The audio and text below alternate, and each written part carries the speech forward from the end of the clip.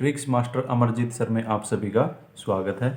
यदि हम दिल्ली स्टेशन से स्टेशन जम्मू के लिए 2 टिकट और गुजरात के लिए 3 टिकट खरीदें तो कुल कितना किराया देना पड़ता है? 77 रुपये। और यदि अब स्टेशन जम्मू के लिए कितनी टिकट खरीदें? 3। पहले कितनी खरीद रहे थे? 2। अब कितनी? 3। और गुजरात के लिए कितनी? 5 टिकट खरीदे। पहले गुजरात के लिए कितनी खरीद रहे थे? 3। तो कुल किराया कितना देना पड़ता है? 124 रुपये। पहले कितना देना पड़ रहा था? 77 रुपये। तो अब हमने बताना है स्टेशन दिल्ली से जम्मू की टिकट का किराया और गुजरात की टिकट का किराया। तो बेटे इन वाले सम को भी हम ऑप्शन से करेंगे। तो चलिए स्टार्ट करते हैं। अब जो पहले वाला देखो, इसने बोला जम्मू और गुजरात का टिकट का किराया बताओ। तो जो पहले वाला बेटे वो जम्मू का है और जो इसमें दूसरे वाला है वो गुजरात का। तो सीधे हम डायरेक्ट चेक करेंगे। तो चलिए स्टार्ट करते हैं। अब देखो 2 टिकट कहाँ की खरीदी बेटे हमने? दिल्ली से जम्मू की। और 3 टिकट कहाँ की खरीदी? गुजरात की। तो देखो 2 टिकट मतलब 17 रुपए की। तो हमने मानी भाई टिकट 17 रुपए की है, तो कितनी खरीदी बेटे? 2 टिकट खरीदी। तो 17 की 2 टिकट खरीदी कितने रुपए की होगी? 17 दूनी 34 रुपए की। और अब देखो गुजरात के लिए कितनी टिकट खरीदी? 3 टिकट। और कितने की?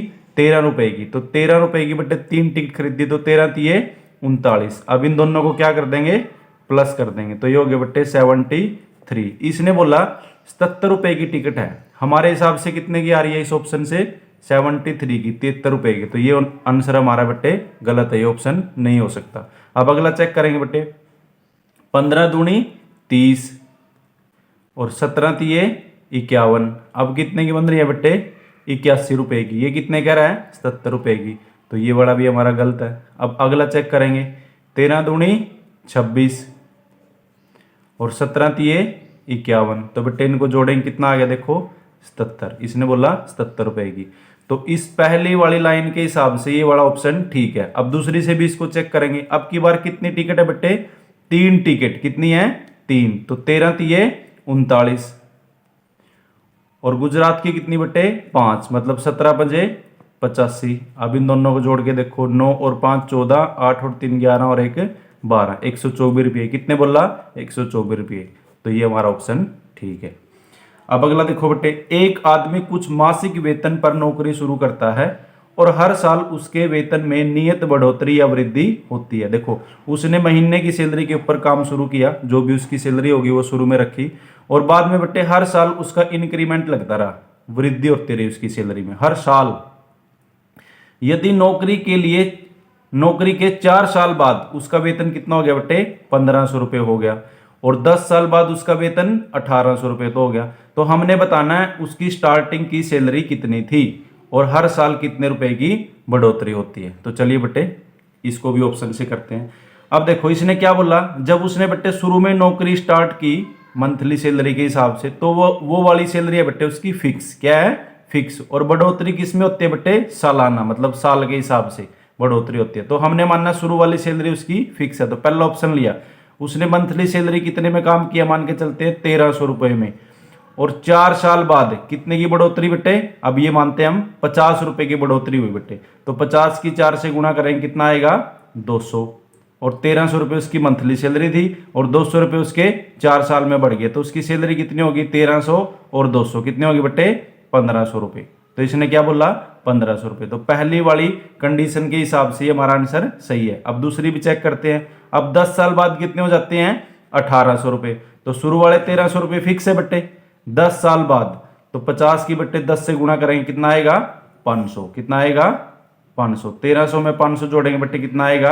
1800। ये इसने बोला कितनी हो जाती है? 1800। इसका मतलब ये वाला ऑप्शन हमारा सही है।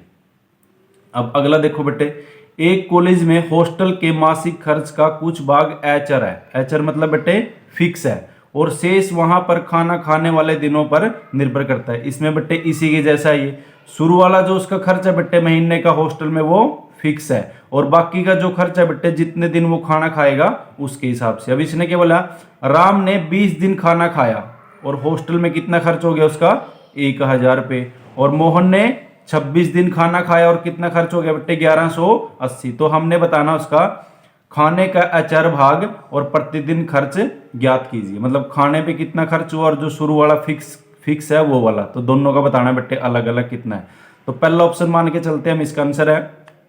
तो चलिए चेक करते हैं। तो शुरू वाला बेटे उसके 100 रुपये फिक्स मान लिया। कितने दिन खाना खाया? 20 दिन। तो 25 की बेटे 20 से गुणा करेंगे, कितना आएगा? 25 दूनी 50, मतलब 500। तो 100 और 500 को जोड़ेंगे बेटे, कितना आएगा? 600। लेकिन ये कितना कह रहा है? 1000 रुपये। तो ये वाला हमारा आंसर नहीं है। अब अगला चेक करेंगे। 200 रुपये उसका फिक्स है। तो 20 दिन 20 रुपये के हिसाब से कितना हो गया? 400। तो 400 200 कितने हो गए बेटे? इसमें भी 600। लेकिन ये तो 1000 बोल रहा है, ये भी हमारा आंसर नहीं है। अब अगला देखो, 300 फिक्स है, 20 दिन 50 रुपये के हिसाब से, तो इनकी गुणा करेंगे, कितना आ जाएगा बेटे? 1000। कितने हो गए? 1300। ये तो ज़्यादा होगी, इसने कितने बोला है? 1000। ये भी हमारा आंसर नहीं है। अब अगला देखो, 400 फिक्स है, 20 दिन 30 रुपये के हिसाब से, कितना हो गया बेटे? 600। तो 400 और 600 कितने हो गए बेटे? 1000। और ये इसने बोला। अब देखो, जब 3 ऑप्शन नहीं हुए तो चौथे वाला वैसे भी आंसर है, लेकिन कई बार क्या करता है बेटे, ऑप्शन में आता है इनमें से कोई नहीं, तो हमने चेक करना जरूरी है। अब दूसरी कंडीशन चेक करते हैं इसकी। 26 दिन, तो शुरू वाला 400 फिक्स है बेटे, 26 की फिर 30 से गुणा करेंगे, 26 या 78। तो 400 में बेटे 780 जोड़ देंगे, तो कितना आएगा? देखो 1180। और इसने ये बोला 1180, इसका मतलब ये हमारा आंसर है। थैंक्स।